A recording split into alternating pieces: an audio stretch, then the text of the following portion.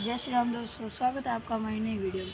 तो आपने अपने किसी भी रिश्तेदार को अगर वर्ग में जाता हुआ देखा होगा तो आपने सोचा होगा कि वर्ग ही अच्छे होते हैं और वगैरह, ये सब तो अच्छे ही नहीं होते, कि शाखा जाना बेकार है, वर्ग में ही मज़ा आता है, कि अपना तो वर्ग ही अच्छा लगता है। लेकिन जब आप शाखा में आते हो तब आप कुछ ऐसे दोस्त बनाते हो वो आप खुद भी नहीं जानते। जैसे वो दोस्त आपको तो कुछ भी कह देंगे लेकिन दूसरों के लिए लड़ जाएंगे। अब वो कुछ भी मार सकते हैं आपके लिए, मैंने एक्सपीरियंस किया है ये। तो ऐसे तो शाखा में चीज़ें होती रहती है और कुछ लोग सच में ऐसे होते हैं कि सिर्फ वर्ग के लिए शाखा में आते हैं और बाकी खुद के लिए कुछ नहीं करते, कि अपना सेल्फ डेवलपमेंट नहीं करना है, अपन को तो वर्ग में जाना है, मज़े करेंगे, ये लोग सोच के आते हैं। लेकिन ये असली चीज़ नहीं होती है। तो इन सब को अलग रखते हुए तो आज जय श्री राम दोस्तों, एक बार फिर से आज की वीडियो में हम बताने वाले हैं कि शाखा में क्या क्या दायित्व होते हैं और उनका क्या क्या महत्व होता है। तो शाखा में हम अपना खुद का पर्सनालिटी यानी कि खुद का चरित्र बढ़ाने भी आते हैं, डेवलप करने भी आते हैं। तो पहला दायित्व होता है हमारा पदवेश प्रमुख। पदवेश प्रमुख क्या होता है? जैसे कोई भी आता है, जैसे कोई भी गेट की तरफ से आया और जैसे आया और उसने कहीं पे भी चप्पल उतार दी, तो पदवेश प्रमुख जो होता है वो उसको बोलेगा, भाई साहब इधर पंक्ति में चप्पल रख दो, ऐसे मत रखो। अब जैसे कि होता है कि एकदम से नहीं बोलना है, भाई साहब जल्दी और रख दो, जल्दी और रख दो, ऐसे नहीं बोलना है, ये तो बेवकूफ़ी कर दोगे, ऐसे नहीं बोलना है। अब ऐसे आया लाइन में और नहीं रखा तो उन्होंने बोला, भाई साहब पंक्ति में रख दो, अच्छे से रख दो। और आपको खुद ही नहीं बोलना है जाओ बाहर निकलो, नहीं। जब वो बार बार ना माने तब मुख्य शिक्षक या कार्यवाहक का अधिकार होता है कि वो उसे बाहर निकाल सकता है। और उसने वो बात नहीं मानी तो अगली बार से उसकी शाखा में एंट्री बंद हो जाएगी, बाहर निकल जाएगा, शाखा में नहीं आएगा अगली बार से। अपन को क्या करना है कि अपन जो साथ चलेगा उसको साथ लेके चलेंगे, जो नहीं चलेगा उसको अलग रख के चलेंगे, जो रास्ते मरचड़ आएगा उसको ठोकर मार देंगे। और क्या होता है, जैसे अब दूसरा होता है, दूसरे में क्या होता है, दूसरा है वाहन प्रमुख। वाहन प्रमुख वो होता है कि जैसे कोई भी गाड़ी, कार, बाइक या साइकिल आती है। अब साइकिल, कार, बाइक आती है तो पहले कोई कहीं पे भी रख दे, जैसे एक ने उस कोने में रखा, एक ने उस कोने में, एक ने इस कोने में, एक ने बीच में रख दिया, ऐसे नहीं करना। अब उन्होंने रखा है तो आपको बोलना है, जैसे मैंने अभी बोला था, उन्होंने रखा तो ही आपको बोलना है, यूँ आपको नहीं बोलना है। अब अगर उन्होंने रख दिया है अब तो सीधी लाइन में रखा है तो कोई मतलब ही नहीं बनता। अगर नहीं रखा है तो जैसा कि मैंने बोला, अधिकार रहता है मुख्य शिक्षक को, वो अपने आप बाहर निकालेगा, आपको नहीं करना कुछ भी।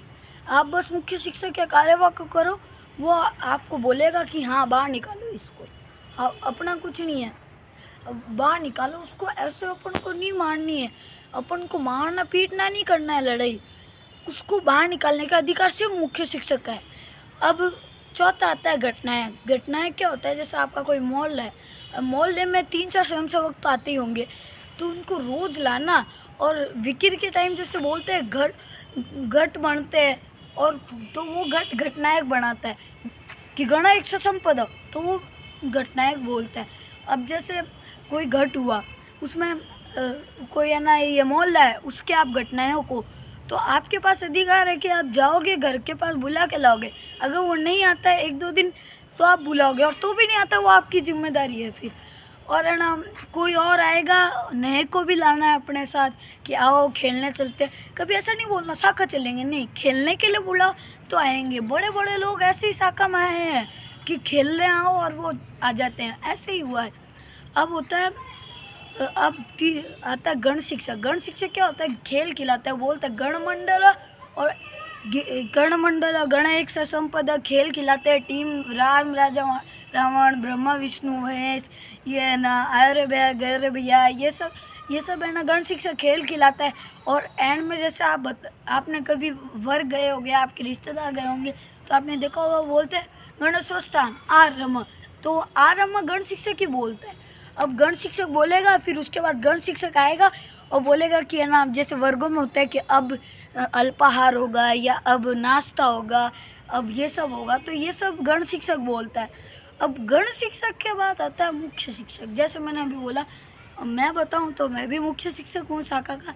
अब मुख्य शिक्षक जो होता है, मुख्य शिक्षक के पास ये होता है कि रिस्पॉन्सिबिलिटी होती है कि वो पूरी शाखा की सूची बनाएगा। जैसे कोई प्राथमिक में जा रहा है, अब कोई भाई साहब प्राथमिक में जा रहे हैं, उनका नाम लिखेंगे एक सूची में कि मैंने हाँ ये जा रहे हैं, ये नहीं जा रहे हैं।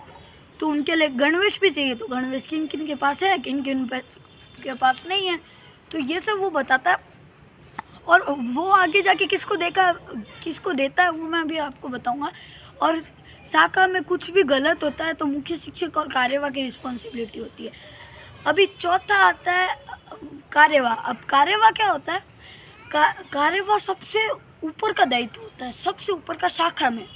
अब शाखा में कार्यवाह पे सारी रिस्पॉन्सिबिलिटी होती है कि कुछ हो गया कर गया तो सिर्फ कार्यवाह रिस्पॉन्सिबल है।